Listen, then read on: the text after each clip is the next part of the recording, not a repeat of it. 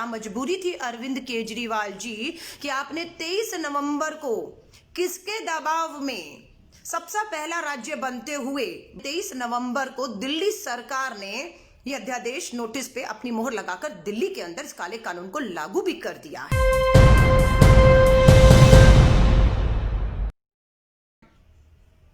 बंद करिए नौटंकी ड्रामा, बेनकाब हो चुके हैं अब वो अरविंद केजरीवाल नहीं है जो व्यवस्था परिवर्तन करने, जन लोकपाल कानून, स्वराज का कानून लाने की बात करता था। अब वो मात्र सत्ता की दलाली करने लग गए हैं। मात्र कुर्सी बचाने के लिए भाजपा के हाथों का हथकंडा बनकर इस किसानों की पूरी लड़ाई को आप मात्र फोकस कर देना चाहते हैं दूसरे मुद्दों के ऊपर।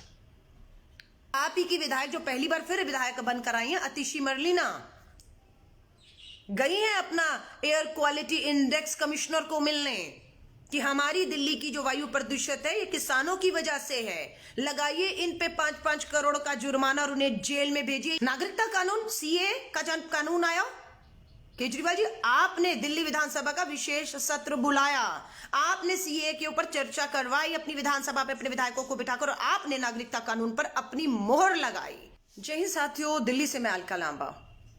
आज 14 तारीख है, 14 दिसंबर, कल 13 तारीख और उससे पहले 8 दिसंबर को मैं सिंगूर बॉर्डर पर किसानों के बीच में थी। कल रात को भी थी, बहुत ठंड में, कुछ घंटों के लिए खुले में ठंड में बारिश हवाओं में खड़ा होना इतना मुश्किल हो रहा था। तो आप सोचिए हमारा देश का अन्नदाता पिछले लगभग 19 दिनों से दिल्ली की दहलीज पर बैठा हुआ है, और आज दिल्ली की ही सरकार, केजरीवाल सरकार अपनी नौटंकी कर रही है।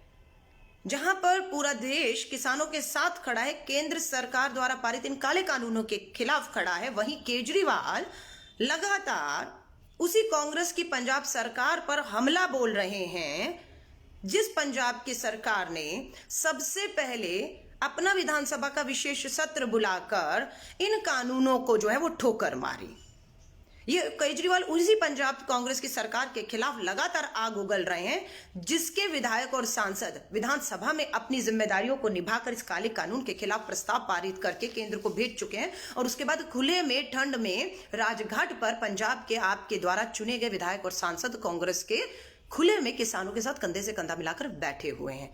केजरीवाल जी की नौटंकी क्या है, पूछिए तो सही कि जो गैर भाजपा शासित राज्य हैं उन्होंने अभी तक अपने राज्यों में केंद्र सरकार द्वारा पारित इन काले कानूनों को नोटिफिकेशन जारी करके लागू नहीं करने का काम किया है। वहीं आपकी क्या मजबूरी थी अरविंद केजरीवाल जी कि आपने 23 नवंबर को किसके दबाव में सबसे पहला राज्य बनते हुए, भाजपा के राज्यों को छोड़कर, गैर भाजपा में अगर आपको माना जाए, वैसे तो आप भाजपा की बी टीम है, फिर भी अगर हम मान लें कि आप गैर भाजपा शासित राज्य हैं, तो आपकी क्या मजबूरी थी कि आपने 23 नवंबर को दिल्ली सरकार ने यह अध्यादेश नोटिस पे अपनी मोहर लगाकर दिल्ली के अंदर इस काले कानून को लागू भी कर दिया है? क्या मजबूरी थी? आज नौटंकी कर रहे हैं, आप भूख हड़ताल करेंगे। 8 दिसंबर को जब देश का अन्नदाता ने भारत बंद का ऐलान किया था, आपने भाजपा के साथ मिलकर इस भारत बंद को दिल्ली में पूरी तरह से विफल करने का आपने प्रयास किया। कैसे किया? 7 तारीख की रात को हमने देखा कि किस तरीके से शादियों में डिस्को करते हुए पाए गए, शादियों के जश्न में थे। 8 को कह दिया जी मुझे बंदी बना लिया गया है। एक भी अपील अपने मोबाइल पे, सारा दिन ये सोशल मीडिया, टीवी में वीडियो बनाने में और ट्विटर खेलने में व्यस्त रहते हैं। क्या मजबूरी थी कि 8 तारीख को अरविंद केजरीवाल जी आपने 2 लाइन का एक ट्वीट भी करके भारत बंद को दिल्ली में कामयाब करने की अपील क्यों नहीं की?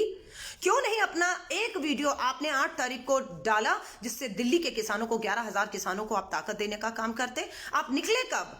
जब पूरा आंदोलन भारत बंद का खत्म हो गया, रात को आपने पूरे अपने विधायक, अपने सांसदों को अपने घर के बुला, नौटंकी करने के लिए बुलाया, और वहां आकर आपने ये नहीं कहा कि आपको बंदी बना गया। आपके नेता बाहर बैठे बैठे बोलते रहे, लेकिन आपने आधिकारिक रूप से, सरकार ने, केजरीवाल सरकार के किसी अधिकारी ने, सरकार ने नहीं कहा कि उन्हें बंदी बनाया गया था। आप खुद अपने आप को भारत बंद में आपने बंद कर लिया था क्योंकि विफल कर पाते। क्या मजबूरी थी आपने ये अध्यादेश का जो ऊपर मोहर लगाई? क्या मजबूरी थी? मैं आपसे पूछना चाहती हूँ। बेनकाब करूंगी केजरीवाल जी, क्योंकि बहुत धोखा दे चुके हैं आप दिल्ली के लोगों को। मैं आपसे किसानों से कहना चाहूंगी, दिल्ली के 11,000 किसानों को और देश के अन्नदाताओं को कहूंगी, करिए इस केजरीवाल को मजबूर। आज 6 महीने हो गए अध्यादेश और 3 महीने हो गए इस काले कानून को थोपे हुए। आपने नोटिफिकेशन जारी किया है। आपका काम सड़कों पर बैठना नहीं है। सड़कों पर तो देश का अन्नदाता, किसान, मजदूर, देश का आम आदमी किसान के साथ बैठा है। आपका काम क्या है? जो आप काम कर सकते हैं वो शायद हम किसान, मजदूर, दिल्ली के लोग नहीं कर सकते। आपका क्या काम है? 6 महीने में आपने अब तक दिल्ली विधानसभा का विशेष सत्र किसके दबाव में नहीं बुलाया, हम पूछना चाहते हैं। नागरिकता कानून, सीए का जब कानून आया, केजरीवाल जी आपने दिल्ली विधानसभा का विशेष सत्र बुलाया, आपने सीए के ऊपर चर्चा करवाई अपनी विधानसभा पे अपने विधायकों को बिठाकर, और आपने नागरिकता कानून पर अपनी मोहर लगाई आपने अपनी मोहर। तो आज इस किसान कानून के खिलाफ जब देश की गैर भाजपा शासित और कांग्रेस की राजस्थान, छत्तीसगढ़, पौंडीचेरी, आपका पंजाब सरकार विशेष सत्र बुलाकर सारे चुने हुए लोकतंत्र में विधायक अपनी आवाज उठा रहे इस काले कानून के खिलाफ और प्रस्ताव पारित कर रहे हैं। केजरीवाल जी आप किसके दबाव में अभी तक दिल्ली विधानसभा का सत्र नहीं बुला रहे हैं? क्यों आप विधानसभा में लोकतंत्र में चुने हुए विधायकों के बीच में इस काले कानून पर चर्चा नहीं करते हैं? विपक्ष में तो भाजपा के 8 विधायक बैठे, वो भी विपक्ष में नहीं, इस कानून में आप दोनों एक साथ हैं। इसलिए एक भी आवाज आज कांग्रेस की होती, सत्र में एक भी विधायक अगर विधानसभा में होता तो आप दोनों को आईना दिखाना का काम इस काले कानून के माध्यम से करता। आप विधानसभा का सत्र इसलिए नहीं बुला रहे हैं क्योंकि आप दोगला चरित्र आपका बेनकाब हो जाएगा। एक तरफ आपने ये नोटिफिकेशन जारी किया है और दूसरी तो भाजपा, 8 भाजपा के विधायक हैं दिल्ली विधानसभा में, बाकी आपके हैं, कुल 70 आप दोनों हैं। दोनों विधानसभा के इस काले कानून के समर्थन में खड़े, तो कैसे विधानसभा का सत्र बुलाएंगे? सीए के लिए बुलाया, इसके लिए क्यों नहीं बुला रहे हैं? करिए ना चर्चा, लगाइए ना मोहर कि हमें आपके प्रस्ताव किस तरह से पूंजीपतियों के हित में और किस तरह से किसानों के विरुद्ध लगता है। इसलिए दिल्ली की चुनी हुई विधायक, चुनी हुई सरकार इन प्रस्तावों के खिलाफ एक रेजोल्यूशन पास करके भेज तो सकती है। कानून का क्या होगा वो कल की बात है, लेकिन आप अपनी मंशा साफ कर सकते हैं?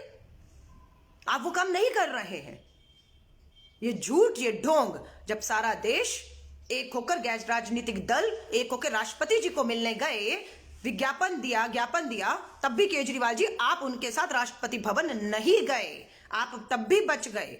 भारत बंद आंदोलन में आपने अपने आप को बंद कर लिया, ये अधिसूचना आपने जारी की, विधानसभा का विशेष सत्र आप नहीं बुलाते। अभी एक न्यूज, एबीपी न्यूज के लाइव में आम आदमी पार्टी के प्रवक्ता विधायक राघव चड्ढा लाइव पर था। साल भी नहीं हुआ आपको विधायक बने, मैंने उनको कहा 5 साल इसी केजरीवाल की विधायक रही हूं। 5 साल किस तरीके से रात को सोते सोते फोन आता था, कल विशेष सत्र है, प्रस्ताव पारित होते थे, राजीव गांधी जी का भारत रत्न वापस लेना है कल, इसलिए जो है हम लोग सत्र बुला रहे हैं और प्रस्ताव पारित कर रहे हैं क्योंकि भाजपा की सरकार से आदेश हुआ था। किया था या नहीं किया था?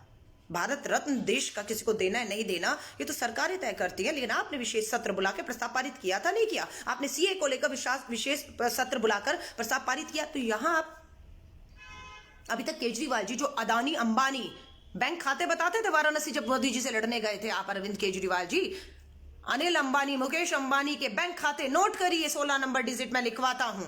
आज बताइए अभी तक इन्हीं अरविंद केजरीवाल ने अभी तक एक बार भी एक ट्वीट, एक वीडियो जिसमें ललकारा हो अदानी अंबानी पूंजीपतियों को, नरेंद्र मोदी और अमित शाह का नाम लेकर ललकारा हो केंद्र सरकार। डर लगता है आप अरविंद केजरीवाल को नाम लेने में, डर लगता है आपको, लेकिन बेनकाब करेंगे कि आप पीठ पे छुरा घोंप रहे हैं हमारे अन्नदाताओं को। आपकी दिल्ली की दहलीज पर बैठा है वो, आपकी दिल्ली की दहलीज पर बैठा है और आप और भाजपा नगर निगम के चुनावों को लेकर अपनी दिन भर की नौटंकी कर रहे हैं कि किसी तरह भी भाजपा और आप मिलकर मात्र अगले साल जो नगर निगम के चुनाव है, आपका मकसद मात्र किसी तरह वो चुनाव जीतना है। इसलिए दोनों नगर निगमों की लड़ाइयों को लड़ने के लिए सारा जो ध्यान दहलीज पे बैठा हमारा अन्नदाता 19 दिन से है, उससे हटाकर मात्र अपनी दलगत राजनीति और एक नगर निगम के चुनावों को जीतने के लिए भाजपा और आप मिलकर ये खेल कर रहे हैं। ये चिट्ठा पट्टा लेकर आई हूं, 2019 का है, विधायक थी केजरीवाल जी, विधानसभा में बैठी थी, आपकी विधायक बनकर बैठी थी। 2019 और 20 का बजट, विधायक थी इसलिए है ये सबूत मेरे पास। 19 और 20 के बजट में आपने योजना की थी, किसान मित्र योजना, हमने टेबल थपथपाए थे। किसान मित्र योजना केजरीवाल लेकर आ रहे हैं। 19 में चुनावों से पहले 100 करोड़ का बजट रखा केजरीवाल ने, किसानों के लिए, लेकिन 20 में जब चुनकर आए तो पहले ही बजट के अंदर 100 करोड़ को केजरीवाल जी आपने 25 करोड़ कर दिया। ये किया आपने आईना दिखाने के लिए। विधानसभा में मेरे जैसा कोई था नहीं। उसके बाद आप ही की विधायक जो पहली बार फिर विधायक बनकर आई हैं, अतिशी मरलीना, गई हैं अपना एयर क्वालिटी इंडेक्स कमिश्नर को मिलने कि हमारी दिल्ली की जो वायु प्रदूषित है ये किसानों की वजह से है, लगाइए इन पे 5-5 करोड़ का जुर्माना और उन्हें जेल में भेजिए। ये लिखित में प्रस्ताव एयर क्वालिटी कमिश्नर जो है उनके दफ्तर में जाकर कौन देकर आया? अरविंद केजरीवाल जी की पूरी दिल्ली की वायु प्रदूषण के लिए, पराली जलाने के लिए सारा आपका किसान। और आज आप घड़ियाली आंसू बहा रहे हैं। आप तो इन्हें जेल में देखना चाह रहे थे, आप तो इनके ऊपर जो है जुर्माना लगाना चाह रहे थे, आप तो इन्हें पूरी तरह दिल्ली की जहरीली हवाओं के लिए दोषी मान रहे थे। अब सिर्फ अपनी 70% जो हमारे इंटरनल हमारी वायु प्रदूषण के कारण है उनके ऊपर पर्दा डालने के लिए शर्म आनी चाहिए आपको। केजरीवाल जी ने पिछले 7 वर्षों में जो किसान हैं उन्हें बीमा राशि का 1 रुपया नहीं दिया है, सबूत है। केजरीवाल जी आपने नरेला की जो मंडी में धान है उसका जो है 1650 रुपया मिल रहा है, जबकि न्यूनतम समर्थन मूल्य जो है वो लगभग 1800-1900 रुपए के बीच में है। और आप ही की नाक के नीचे आप ही की मंडियां, जिसको लेकर आपने एपीएमसी एक्ट में ये मोहर लगाई है, न्यूनतम समर्थन मूल्य नहीं मिल पा रहा क्योंकि आपने मोहर लगा दी है। आपको बेनकाब करेंगे। ये आपकी इस साल की बजट की कॉपी है। किसानों का बजट आपने 100 करोड़ जो रखा था वोट लेने से पहले, वोट लेने के बाद 25 करोड़ कर दिया है।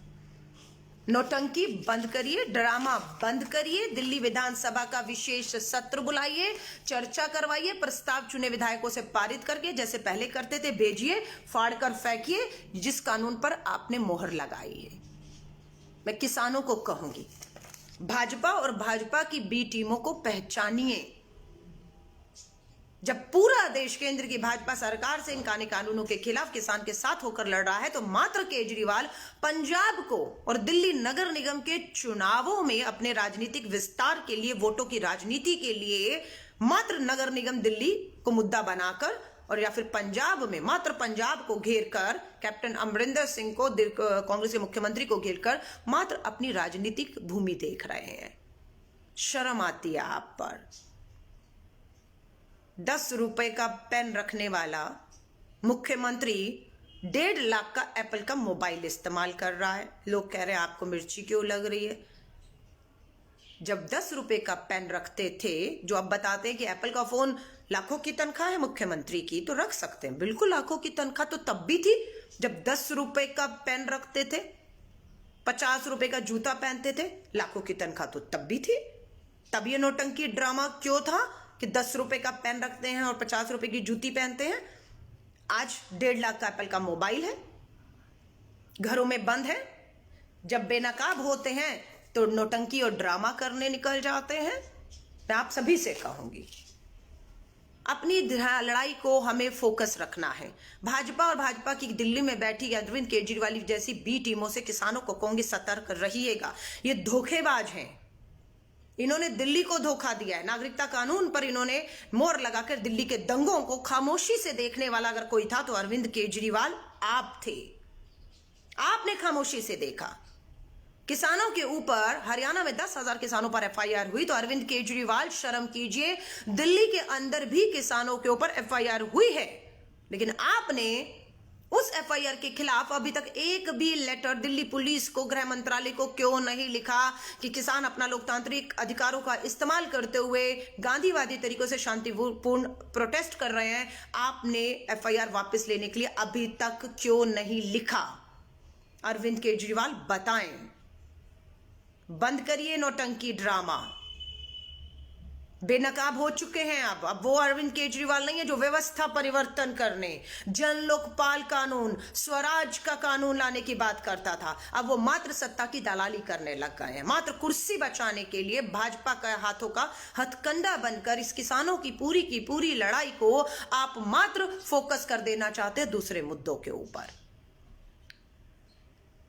आप सभी से कहूंगी, देश का अन्नदाता बैठा है दिल्ली की दहलीज पर। 2 बार जा चुके हूं। मुझे नहीं मालूम आप में से कितने लोग गए हैं, नहीं गए तो जाइए, देखिए उनके हालात क्या है। आपको वो पिज्जा खाता हुआ दिखता है क्योंकि आप चाहते थे संघी अंधभक्त और भाजपा बी टीम में जो है कि वो गोबर खाते हुए दिखे। तमिलनाडु का किसान दिल्ली में आया था न्याय मांगने, चूहे तक मुंह में डालकर उन्होंने कोशिश की कि किसी तरह सत्ता का ध्यान खींच पाए, मीडिया दिखा पाए। उन्होंने चूहे तक मुंह में डाले, लेकिन ना सत्ता को उनपे रहम आया, ना मीडिया ने उनको दिखाया, बेचारे चले गए। और आज अगर ये गोबर नहीं खा रहे, गोमूत्र नहीं पी रहे, पिज्जा खा रहे हैं, उनके पैरों की मसाज अगर सेवा, जो गुरुद्वारों के सेवक हैं वो हमारे अन्नदाताओं की सेवा करते हैं, तो इन्हें मिर्ची लग रही है। वो 2 कौड़ी की, गुस्सा आ रहा है बोलूंगी, वो 2 कौड़ी की आतंकी 10 साल जेल काटी, सत्ता में आके बेल करवा दी, बेल पर वो जेल से बाहर है। भोपाल की सांसद जाति और धर्म पे बांटने के लिए मुद्दों पर आज बात कर रही, किसी तरह ध्यान इधर भटक जाए। वो आतंकी खुद हमारे अन्नदाताओं को दहलीज पे बैठे कहती है वो आतंकी हैं। रविशंकर प्रसाद बाबू, शर्म कीजिए, अंतरराष्ट्रीय साजिश है, पाकिस्तान चीन का पैसा लगा हुआ है। वहीं आपके गृह मंत्री और आपके कृषि मंत्री कहते हैं आइए बात करिए। छोड़िए ये दोगला चरित्र और चेहरा, बेनकाब हो चुके हैं आप। किसान ठान चुका है नहीं जाएगा वो यहां से वापस, अपना हक लेकर जाएगा वो वापस यहां से।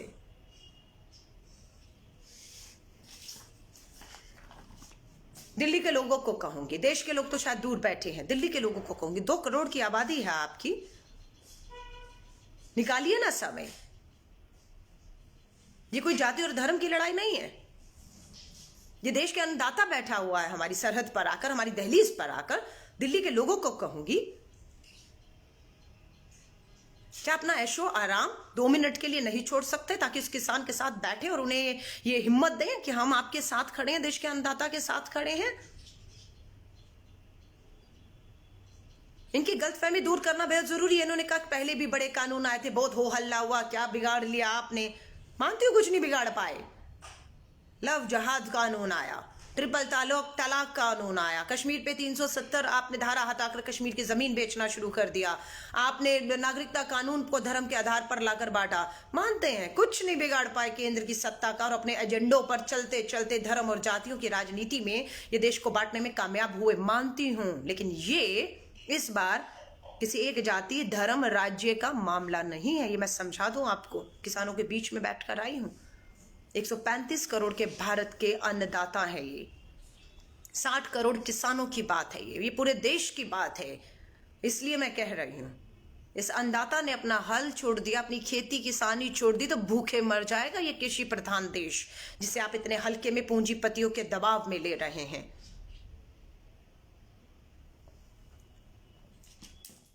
कीजिए जो करना है।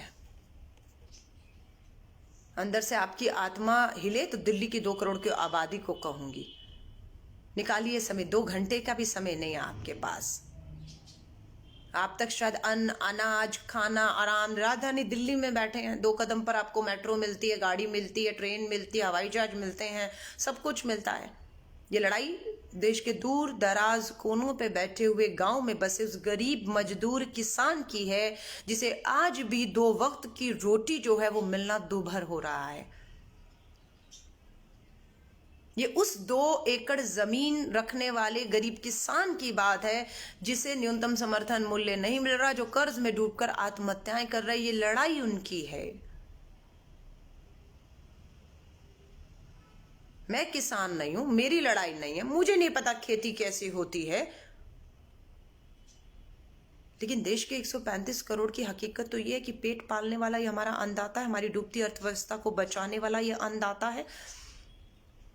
कोरोना काल में लोग तालेबंदी में 80 करोड़ लोगों के घरों तक मुफ्त राशन पहुंचाने का जो दावा केंद्र की सरकार कर रही है, किसानों के दम पर कर रही है, जिसे आतंकी, अलगावादी, खालिस्तानी क्या क्या बता रहे हैं, शर्म करिए। डूबमरी अन्नदाता है जिसको आप देश विरोधी बता रहे हैं। लोगों से कहूंगी, बोलिए, क्या कर सकते हैं? बोली तो रहे हैं, इससे ज्यादा आप और मैं क्या कर सकते हैं? ज्यादा से ज्यादा 2 बार 3 बार किसानों के बीच में जाकर उन्हें हिम्मत, उन्हें ताकत दे चुके हैं। उनकी जरूरतों को जो मदद कर सकते हैं, कोई खाना ला रहा है, कोई कंबल ला रहा है, कोई कुछ ला रहा है, कोई कुछ ला रहा है। 19 दिन हो गए, पता नहीं, वो ठान कर आया कि वो नहीं जाएगा जब तक ये काले कानून वापस नहीं होंगे या न्यूनतम समर्थन मूल्य पर कानून नहीं आएगा। ठान कर आया। दीजिए अपने अन्नदाताओं का साथ। एक तरफ देश का पूंजीपति बैठा हुआ है जो तालेबंदी का फायदा उठा के काले कानून जिन पूंजीपतियों ने अपने दफ्तरों में ड्राफ्ट किए, केंद्र सरकार ने उसको अध्यादेश से थोपा। दूसरी तरफ आपका देश और का अन्नदाता खड़ा हुआ है। हल इसका एक ही है, सुनिएगा, प्लीज सुनिएगा और मैं अपनी बात को खत्म करूंगी। अगर आपको लगे कि अलका लांबा जो हल बता रही है वही एक हल है और उसे करना चाहिए, क्योंकि आप कहेंगे राजनीति कर रही है, भाषणबाजी कर रही है, भक्तों को जो है मिर्ची लग रही है। हल है, चीख कर कह रहे हैं, हल क्या है मैं आपको बता रही हूँ। 19 दिन से केस के देश का अन्नदाता दिल्ली की दहलीज पे बैठा है। सारे किसान संगठन बैठे हैं जिनसे केंद्र बात कर रहा है, बातें विफल हो रही है। उन्हें कहिए आप अपना ड्राफ्ट बनाइए। किसान को जो लगता है कि किस तरीके से वो कर्ज से, गरीबी से बाहर आकर हमारी देश की अर्थव्यवस्था में कृषि और आगे बढ़ा सकता है और किसानों को ताकत मिल सकती है, ड्राफ्ट वहां बने। पूंजीपतियों के अदानी अंबानी के घर में नहीं, वहां बने। हल ये है कि वो ड्राफ्ट बनाए, आपको वो ड्राफ्ट सौंपे, आप वो ड्राफ्ट को कमेटी, संसद की चुनी हुई प्रतिनिधियों की कमेटी में भेजें, वहां उस पर व्यापक चर्चा हो, लोकसभा का सत्र बुलाया जाए, उस सत्र के अलावा देश की जितनी सरकारें, मुख्यमंत्री वो भी अपने सुझाव भेजें, संसद में व्यापक चर्चा हो और उस कानून के ऊपर मोहर लगाकर आप पारित करिए। देश का किसान वापस चला जाएगा, देश की 134 करोड़ आबादी को भोजन, अन्न मिल पाएगा, देश खुशहाल और तरक्की की तरफ आगे बढ़ेगा। ये हल है। ये हल नहीं है कि आप पूंजीपतियों द्वारा, अदानी अंबानी द्वारा बनाए हुए ड्राफ्ट पे मोहर लगा के अध्यादेश से ठोक दें, किसान को आप अनदेखा करें, उन्हें आतंकी कहें। हल ये है। रोज हम लोग वहां पर जो भी सेवा कर सकते हैं, सिंगूर बॉर्डर या टीकरी बॉर्डर या देश में जहां आंदोलन है, हम लोग सेवक बनकर सब सेवा कर रहे हैं। लेकिन समस्या ये है कि देश का किसान अपने मंच पे भी किसी राजनीतिक दल को, जिसे आना चाहिए, जो सत्ता में, जो भाजपाई नेता हैं, जिन्हें वहां होना चाहिए मंच पर, वो जाने को तैयार नहीं है, क्योंकि वो तो इन्हें आतंकी मान रहे हैं। ये तो किसान थोड़ा, ये तो आतंकी खालिस्तानी वाले, इसलिए किसान भाजपा का कोई नेता, सांसद, विधायक, मुख्यमंत्री उनके मंच पर नहीं जा रहा जिन्हें जाना चाहिए। और हमारे जो सिर्फ दूसरे दल के नेता, जो राष्ट्रपति जी से मिल रहे हैं, जो अपनी विधानसभाओं में पंजाब, राजस्थान, हमारा छत्तीसगढ़ विधानसभा में अपने प्रस्ताव पारित कर रहे हैं, वो उस मंच पे जा नहीं पा रहे, क्योंकि उन्होंने कहा ये राजनीतिक मंच नहीं बनने देंगे। लेकिन जब ये कानून भगवान करे आए लोकसभा में, तब अंदर चर्चा कौन करेगा? तब अंदर तो चर्चा यही गैर भाजपा शासित राज्य के कांग्रेस के मुख्यमंत्री और सांसद ही तो करेंगे। लेकिन हमें फिर भी मंजूर है कि हम राजनीतिक मंच से अपने तरीके से भाजपा की राजनीतिक काउंटर अटैक कर रहे हैं। गैर राजनीतिक तरीकों से किसान लड़ रहा है, राजनीतिक तरीकों से हम लड़ रहे हैं। एक लड़ाई सड़क पर है, दूसरी सदन से है। अरविंद केजरीवाल को जाते जाते कहूंगी, नाटक, नौटंकी बंद करो। तुरंत दिल्ली विधानसभा का सत्र बुलाओ। इस काले कानूनों पर चर्चा कराकर, ये जो आपने मोहर लगाई है, इसे फाड़कर फेंक कर प्रस्ताव चुने हुए विधायकों से पारित करवाकर केंद्र को भेज दीजिए कि दिल्ली की चुने हुए विधायक जो 2 करोड़ की आबादी ने भेजे हैं, उनका ये मानना है ये कानून जिसपे हमने मोहर लगाई वो गलत लगा दी, हम इसे फाड़कर फेंक रहे हैं। हम एक प्रस्ताव पारित करके भेज रहे हैं कि ये किसान कानून विरोधी कानून है, हो सके तो इसे वापस लीजिए। मैं ये नहीं कह रही वापस हो जाएगा, लेकिन मंशा तो दिखनी चाहिए। आप ये जो बाहर बैठ के नौटंकी कर रहे हैं, ये नौटंकी बंद करिए। बाहर और भी लोग बैठे हैं, वो नौटंकी नहीं कर रहे। क्यों? क्योंकि उनका काम वही है। वो मजदूर, वो किसान, वो जो हमारे जैसे लोग हैं, उनको वहीं बैठना है। क्योंकि हम सदन में नहीं हैं, आप सदन में, इसलिए आप सदन में ना बैठकर बाहर जब बैठेंगे तो आपको नौटंकी कहा जाएगा। अरविंद केजरीवाल। सभी अहम खबरों के लिए न्यूज़ MX को सब्सक्राइब करें, साथ ही बेल आइकॉन को जरूर दबाएं। लाइक, शेयर, कमेंट करना ना भूलें।